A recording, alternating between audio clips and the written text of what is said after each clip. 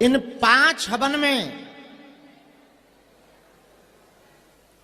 हम भरोसे के साथ कह सकते हैं आपके घर की नकारात्मक ऊर्जा दूर होगी, उसका प्रभाव आपको 5 हवन में दिखाई पड़ेगा।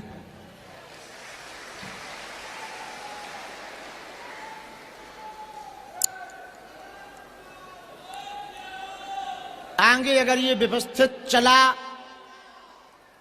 तो और आगे बढ़ाया जाएगा। यह हवन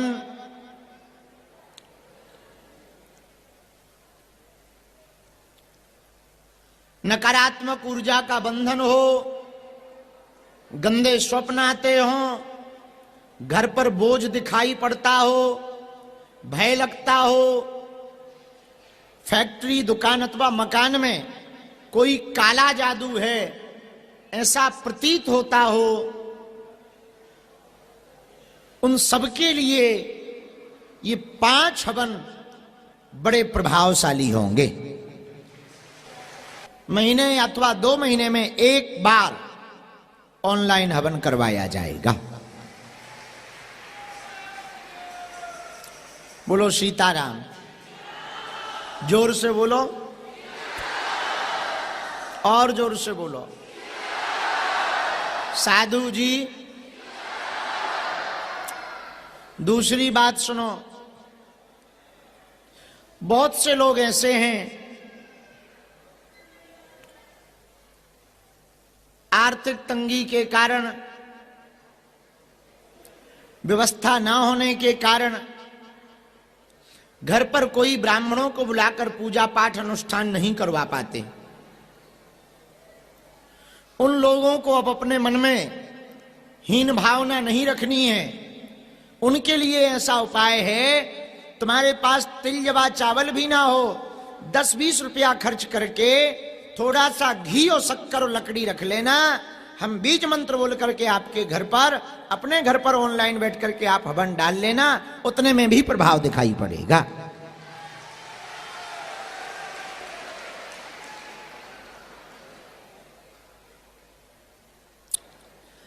यह हवन हर महीना में अथवा 2 महीने में एक बार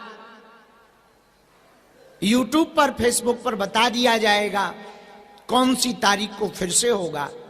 कोशिश भर अमावस्या अथवा पूर्णमासी को ही किया जाएगा,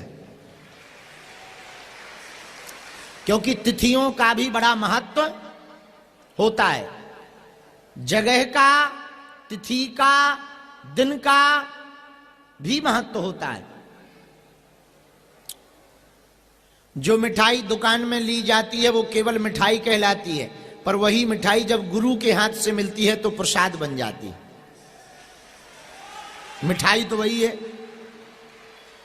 पर गुरु के हाथ से मिलते ही वो क्या बन जाती है? वही पानी कुआं से निकालो तो केवल पानी रहता है, लेकिन वही पानी जो जल है वही शंकर जी के ऊपर चढ़ा दो, हनुमान जी के ऊपर चढ़ा दो लेकर के, तो वो चरणामृत बन जाता है।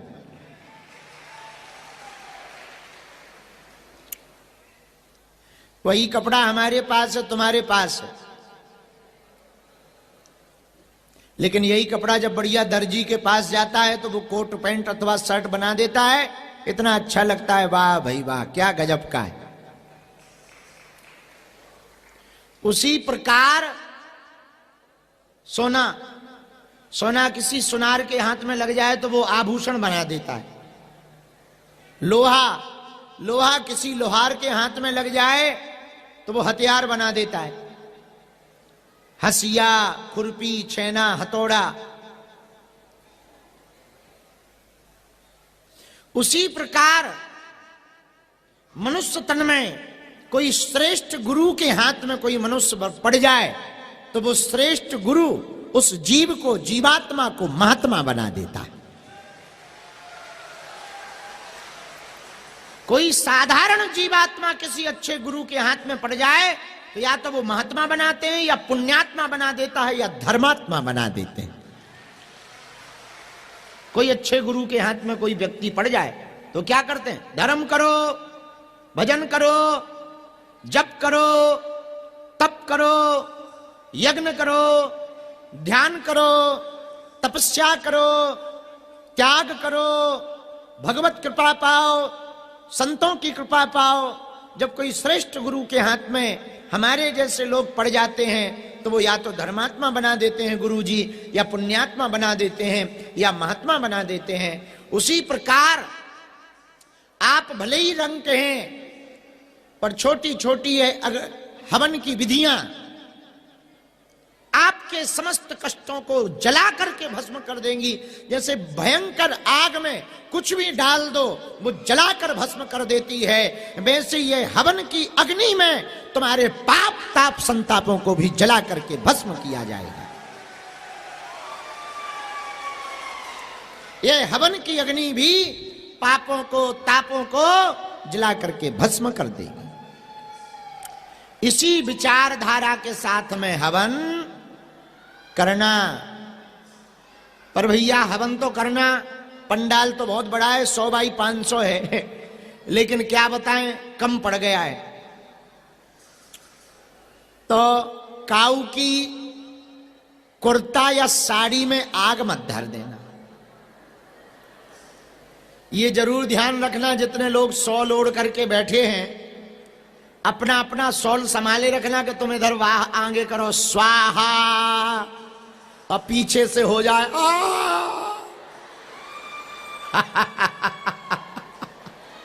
आओ आओ आओ आओ आओ आवाज हो जाएगी।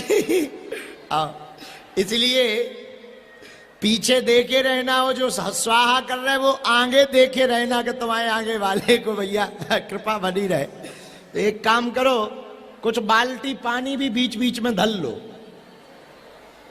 और कोई ठिकाना थोड़ी है पागलों का।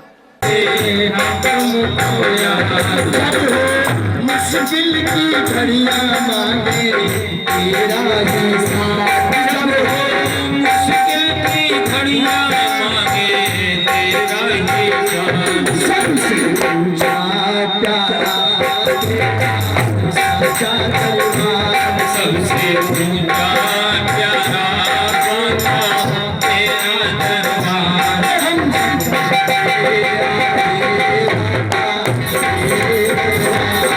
सब मिलके आए दादा तेरे दरबार,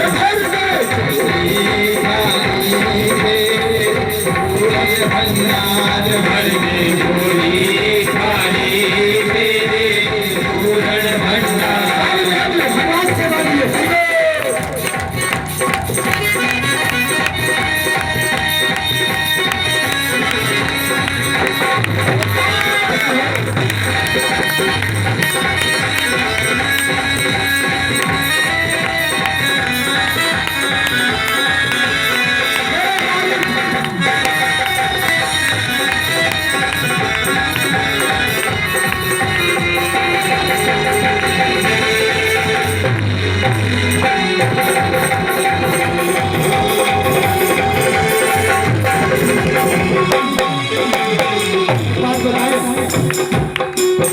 सब लोग ताली जरूर बजाया करो। बताए क्या होता है, संत कहते हैं ताली बजाने से हथेली में जो दुख की लकीरें हैं ना, दुख की जो रेखाएं होती हैं वो ताली बजाने से मिट जाती हैं और सुख की रेखाएं बन जाती हैं।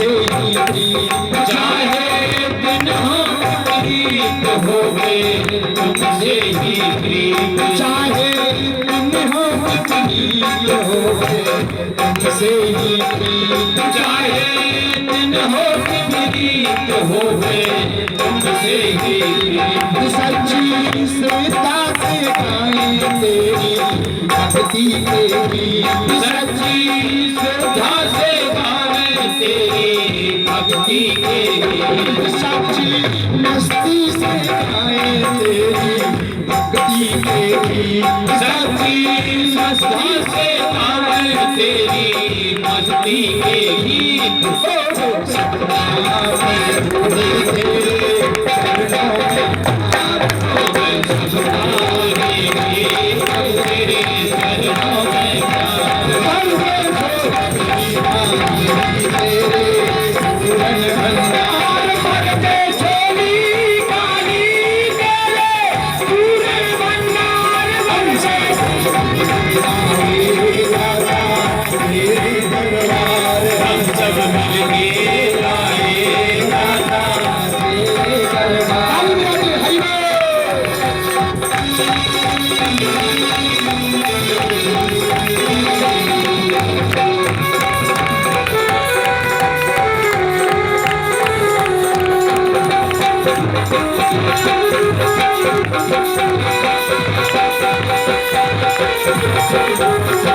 जय बागेश्वर धाम सरकार। ये बगल आपके पीछे वाला, जस्ट आपके पीछे टी शर्ट पहने हुए हैं,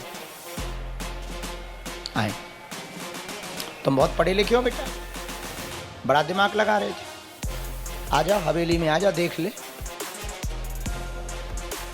तो गुरुजी कहीं अपने लोग तो नहीं बुलाते हैं, कहीं आजा ठटरी के भाई, तू तो नहीं है अपना। सारे यदि हमने तो बिल्कुल छील होना था, हमारा ना गुरु नहीं।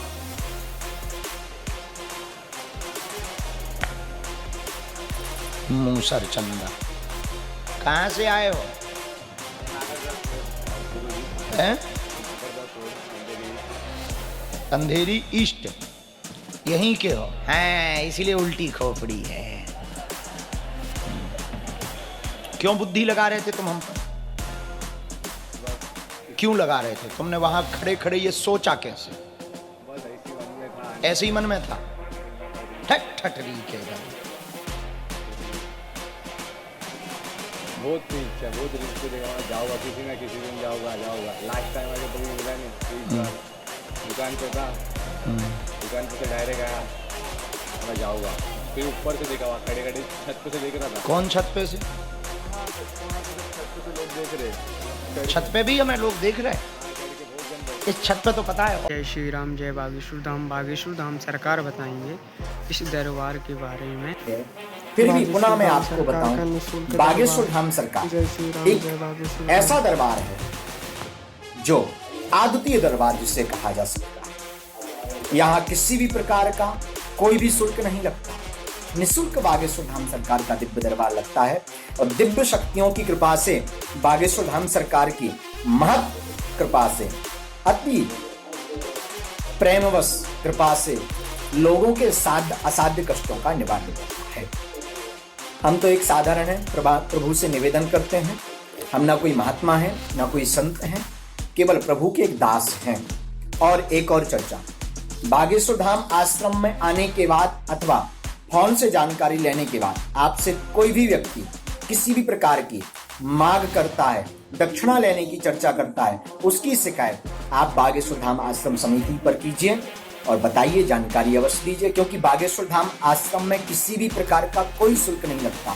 निःशुल्क बागेश्वर धाम सरकार का दिव्य दरबार हर शनिवार को लगाया जाता है, जो हर शनिवार आज 1000, 2000, 2500 पब्लिक हर शनिवार को यहाँ आती है। नंबर से, बस यहाँ का एक नियम है, नंबर से आते हैं।